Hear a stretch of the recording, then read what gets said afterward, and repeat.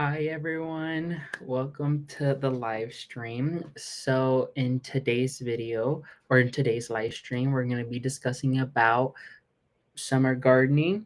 We will also be discussing about the future plans for the podcast. And so this is a live chat. If you guys have any questions, feel free to go ahead and answer them or ask them in the comment section below, and then we will go ahead and start forward with it. So, when it comes down to summer gardening, we're just gonna go ahead and jump straight into. So first, let's go ahead and discuss about the podcast and what's expected from the podcast. So the podcast is, I had this podcast in like almost I want to say storage for a little bit. I've had it for like in the back of my mind for a little bit, and I tried initiating it, but I never really had the time to do so due to the fact that I was, pushing and pushing with schoolwork.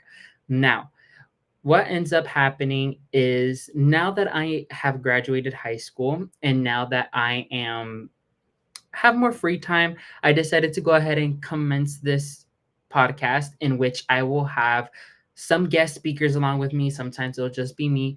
And then I will just talk about certain gardening topics along with some guest gardeners.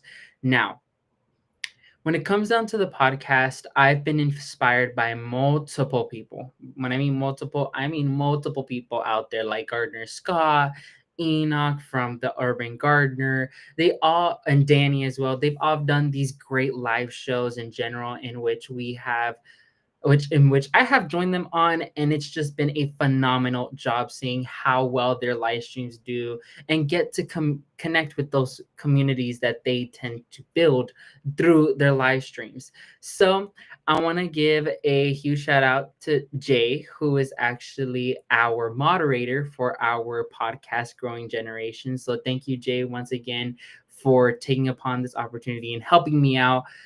Jay actually goes through and helps Gardner Scott as well as Enoch as well in the Urban Gardener.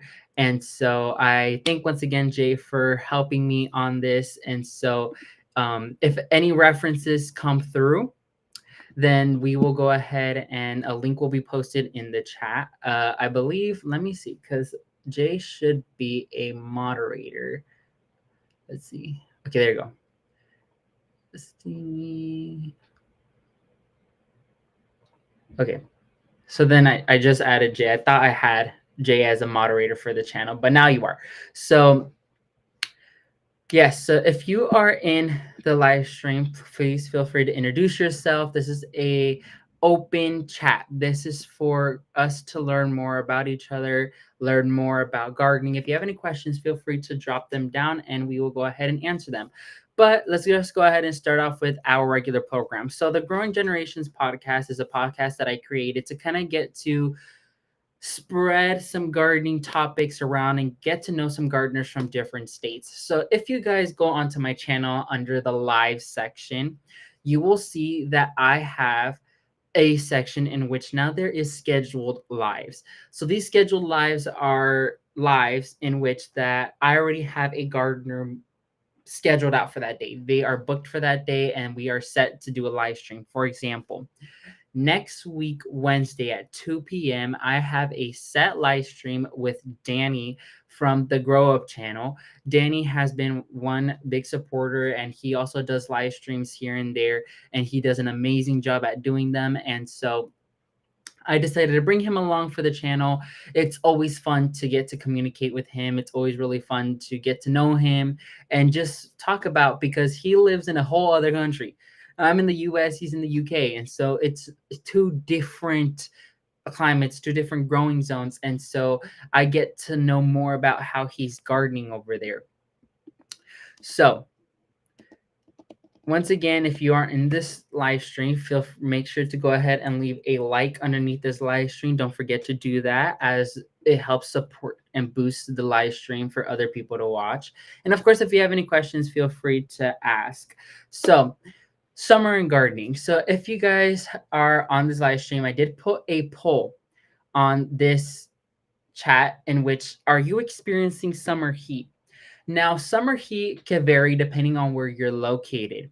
So, when it comes down to gardening in the summer, it varies on where you're located. Here in South Florida, gardening in the summer is very much outrageous. Why? Because it is super, super hot and humid to the point where we can't be outside. It's like, for example, like how I explained, I did make a new video yesterday on the common mistakes or the 5 mistakes you should avoid in gardening. This is more about the things that are commonly seen that tend to lead to failure in the gardening. And one of those things is watering in our summer heat. Now, watering is something I do not recommend whatsoever in the heat. And how I explained in that video was from 12 p.m. to like 5 or 6 p.m. here in South Florida, we have to hold off on every watering and any gardening activities because it is too hot. It is too hot for us to handle outside. And so, by us limiting our gardening chores to only early in the morning or late at the afternoon, 7 and after 7, that allows us to kind of garden more in peace, because in the summer it's just we cannot. Thank you, Jay. Jay put a link in the chat in next week's live stream. And so this live stream will be with Danny, and we'll be discussing about seed starting, as seed starting is a common thing in gardening. It's something that's really well known. And so some beginner gardeners might not know how to go about seed starting. And so I really want to touch up on that topic and discuss with Danny, who has done lots of starts from seed. And something we discussed previously is that I'm not a huge seed starter. I usually grow already grown plants, but Danny has. And so I really want him to pitch in ideas and tips and advice on going about starting seeds. So it's really important we take upon that. Once again, if you're on our live stream, feel free to answer the poll that's on the live chat. Jay, our moderator, is adding links. So if you want to check out any videos or any products we may put out, the link will be posted by Jay. If you are a gardener with a channel and you pop up in the live stream, Jay will do me a huge favor and post their channel as well, so we get to see who they are as a gardener as well. Jay posted also the link towards the video I posted yesterday. Make sure to go ahead and watch it if you didn't already. Make sure to comment and like that video. I had super fun doing so because I get to express, when it comes down to gardening, it's not all butterflies and the pretzies and the beautifuls and you'll always have success. No, gardening it's a huge experiment. We really get to dive deep into what is gardening, the things that are commonly seen that you might do, and you don't know that it's actually the incorrect way of doing it. I've done a lot of these things, and it led to me doing failures in the garden, and then I had to learn from them and then continue from it. So it's really important we do that. So back to the Growing Generations podcast, we have some of the gardeners we already have booked out for today. Or from this point is we have Gardener Scott, who's planning to join us, the Urban Gardener. We have James Growing Channel, who's already booked with us. My friend Aitza is also planning to join us on this podcast. And so I'm trying to get as many gardeners involved in this podcast in order for us to kind of build this community. So definitely, if you are a young gardener or you are a gardener in general who does have a gardening channel and would love to have a little spotlight, feel free to reach out to me at emmanuel.a.theultimategardener@gmail.com, in which I will respond to your email and you will be booked a date on our live stream. Now, all the credentials you'll need will be in the description box as well. I did also just release a new website on everything you need to know. So I'll be having blogs posted there. There'll be product links in there. If I have a new live stream coming out, it'll be posted in there as well. So everything you'll need to know will be on that website, which is in the description below as well. So make sure you go ahead and leave a like if you are already there. Thank you, Jay. That's my email. So make sure to reach out to me if you're interested in joining us. There's a whole bunch of topics. We'll be discussing seed starting, gardening online with Gardener Scott. It's just a wide range of different things we'll be discussing about on the podcast. And so I'm really, really excited to go about that.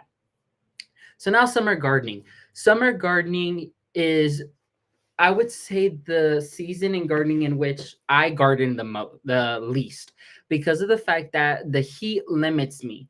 it limits me to the point where I don't want to be outside. I want to be inside in the condition, the AC, because outside is too humid and it's really, really hot for me to handle.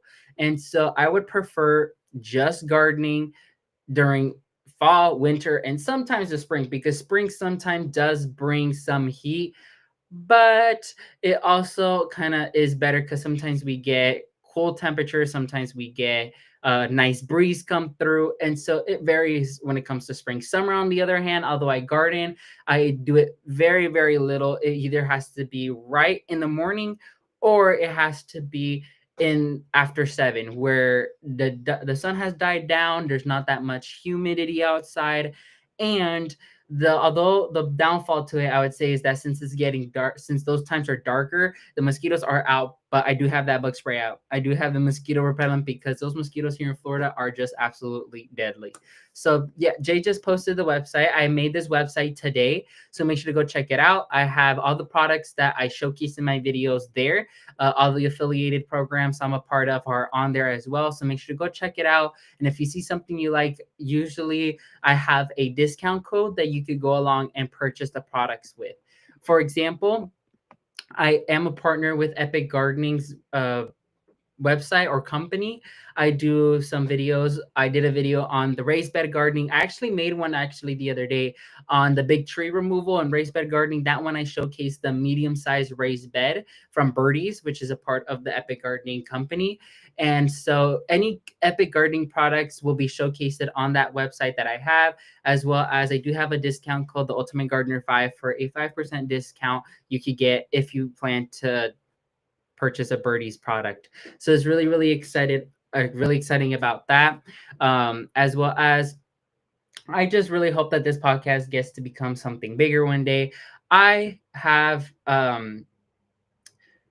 Wednesdays is the day I selected because that's the day I have free. I will be going to college as well as I will be working at my college as well. So Wednesdays is the day I have free for the podcast show. And this is something I've always wanted to do. So if you have any questions, feel free to drop them in the chat. Make sure to leave a like into this video, as it helps boost the live stream, as well as make sure to go through and watch any videos that you may have missed. For example, yesterday I posted that one of the 5 gardening mistakes. I also posted the one previous from that, which was, I believe, let me see which one it was.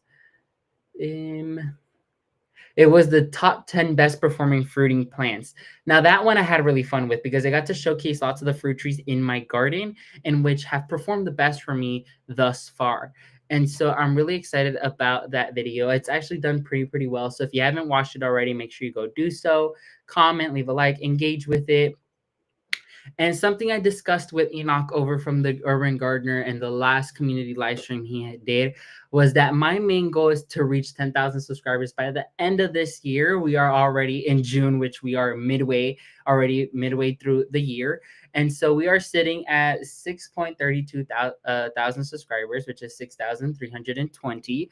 And so I'm really, really happy about that. And so we're not that far. We're getting close day by day. So definitely, if you are watching and you're new to the channel, subscribe if you aren't already, as well as check out the videos, see something new. I post a lot of content, although it's Florida circulated, especially since I'm located in Florida.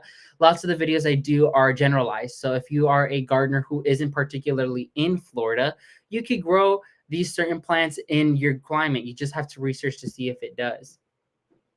See, there you go. Jay posted the Epic Gardening products link right there. Make sure to go ahead and use my discount code, as it is made to get a little discount for those products.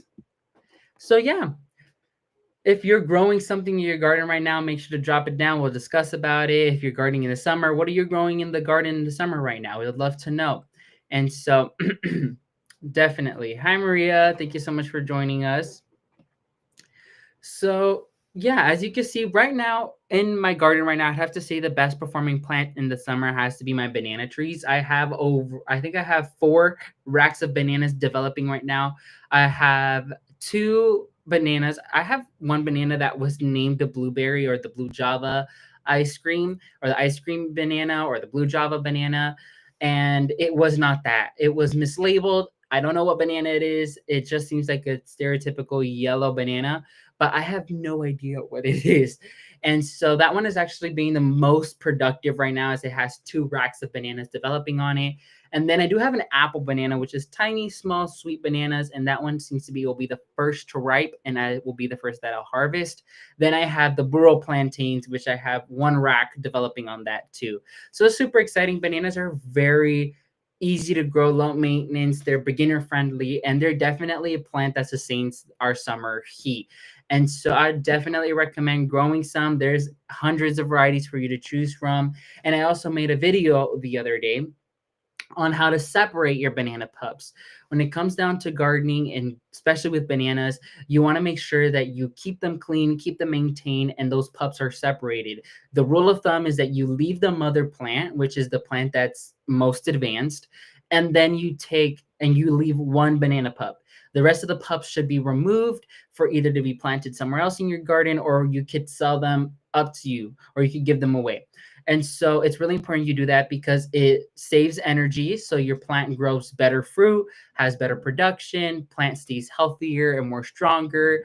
And in general, you get multiple baby plants. And who doesn't want free plants? That's a way to multiply your plants because it multiplies itself for you. So I definitely recommend you go through and watch that video as well. I would have to say the second most productive plant in my garden has to be the Barbados cherry. That is like a Christmas tree almost every day. It has done super well. It flowers, even when it's currently fruiting, it flowers. It right now has fruit on it, and so it has just boomed in growth. Lots of cherries, lots of new growth, lots of flowers. The plant is just over. It's doing a lot right now. I know usually when that happens, it comes to a point where the plant takes a break, but this plant has just been pushing it and pushing it and pushing it and pushing it, that it has just been mind blowing. I had to be giving away cherries to my neighbor because she does this great compote style or cherry jam with the Barbados cherry that is really, really good. I made cupcakes with the Barbados cherries before, and they came out good as well. And so there we get cherries almost all year round. So Jay actually did me a favor and put down an explanation on what a banana pup is. So a banana pup refers to a young offshoot or sucker that grows from the base of the banana plant. These pups are essentially baby banana plants that emerge from the main plant's root system. That's exactly what it is. It just has the name pup. And so this banana pups just emerge from the rhizome or the core of the banana, and that's where you separate it. I made a detailed video on how they come about growing and how you should go ahead and separate them, because banana pups can be a little bit difficult to separate, and if you do it incorrectly, you could go ahead and just damage the banana plant in general or your banana pup, and it will no longer be viable for you to grow. So definitely watch that video when you get a chance, and definitely give it a like and, you know, engage with it. So something that I explain when it comes down to summer heat or gardening in our summer heat is usually during this time period is when we have the most pests and diseases. And that's really important for us to consider because due to our humidity levels and our extreme heat levels, we deal with powdery mildew, aphids, and those are our main ones that we deal with. Mainly powdery mildew because it tends to be more vigorous when there's more levels of heat, when the temperatures are higher, and the levels of humidity are higher too. So something I came to realize on how to minimize this is by growing plants that are more resistant to that. And by saying that is lots of my fruit trees are resistant to powdery mildew. They usually never get it. I think the only plant that would have it is usually basic vegetables, in which I limited my basic vegetable growing habit. I used to do pure basic vegetables, and that would have to be treatment after treatment after treatment. But once I switched to food forestry or permaculture, I just had the easiest going. Now I only deal with aphids here and there, but my garden is so sustainable that I don't worry so much about the pests and diseases because they tend to fight it the plant themselves. The plants are strong enough to deal with it, whether by dropping its leaves. For example, I have a Rellenia, and I made a video on Rellenia too. Rellenia is kind of more related to soursop and sugar apple, is like both of them combined. This plant is so unique, but one of the things I did come to realize is that it gets a disease on it quite quickly. And so the downfall to that is that it tends to cover the entire tree. But the good thing about it is that when Relenia, just like soursop and just like sugar apple, when it comes down to a particular season, which is usually the cooler seasons, they tend to drop all their leaves. So it just stays branches. So when it comes down to that, it just drops its leaves and it almost has like a factory reset. So I don't have to deal with the pests and diseases. All I have to make sure and do is rake up those leaves, throw them away, dispose of them so it doesn't spread to other plants, and call it a day. I really don't have to, because that disease tends to limit itself to the Rillenia only. So that is really, really good.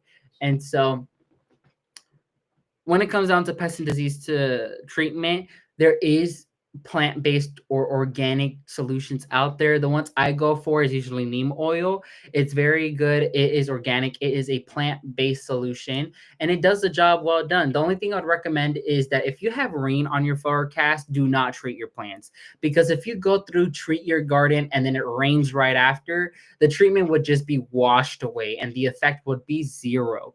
And so definitely check your forecast, see what your weather forecast is looking like. If it looks like it's going to rain that day, don't treat your plants at all, because it's best to do it when it's dry. So then the spray or the treatment can actually be effective. You don't want it to be washed away. Same way how if you put like a repellent, a granule repellent, it says do not water, because that means that it will wash it away.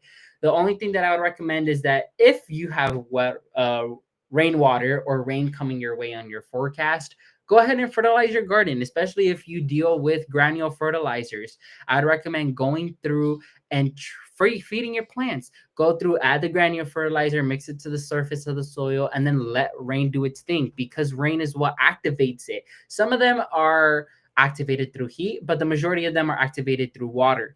And so, for example, like earthworm castings, I usually treat my entire garden with earthworm castings or feed my entire garden with earthworm castings before it rains. So then when it rains, it tends to seep that good stuff down to the root system, and it will feed, not only hydrate the plant, but also feed the plant. So it's like a dual thing that happens. And so it's really, really good to find these tricks and these tips when it comes down to gardening, so you can kind of get an easier workload. So you don't have to go through and hand water the entire garden once again, and then, just let nature do its thing. So like I posted before, there wasn't going to be a video. There was going to be a video today, but some certain circumstances kind of played out where it wasn't released. And so the live stream kind of took that spot. And so we'll resume our regular posting tomorrow, Thursday, and then we'll go from there. I was planning to post a video every day since I have more free time. I was planning to pre-record some and then posting them daily. So hopefully that kind of works out in my favor. So make sure you go ahead and watch through the videos, as they're highly informative and educational. They provide lots of information, so definitely recommend.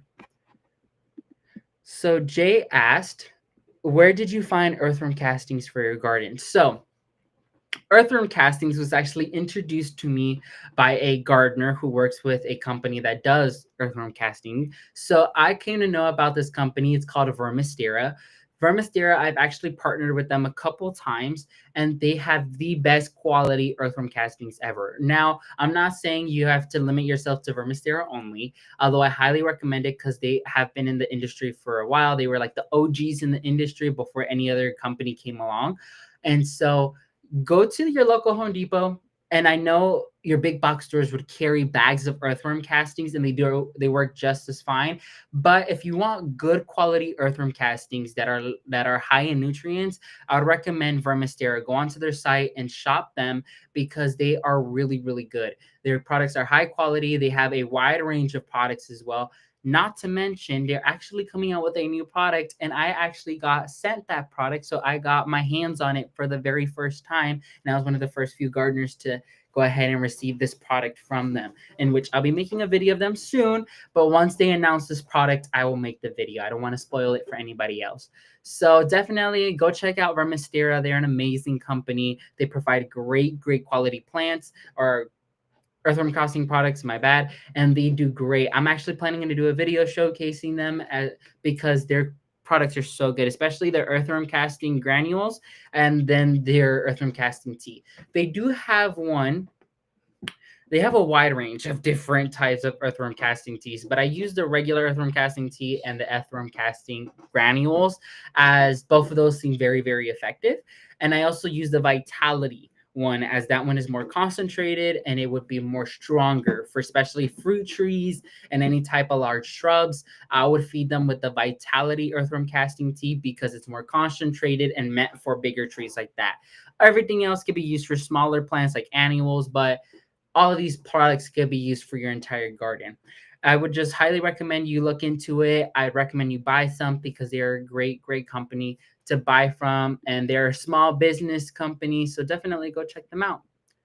So if we have any more questions, feel free to go ahead and drop them. Make sure you complete the poll on the live stream live chat, and make sure to leave a like underneath this video, as I'll be wrapping up in about 4-ish minutes because it's I was planning to have this live stream like almost like a small introduction just for like 30 minutes and then jump straight into next week's live stream, in which will be way longer for us to enjoy.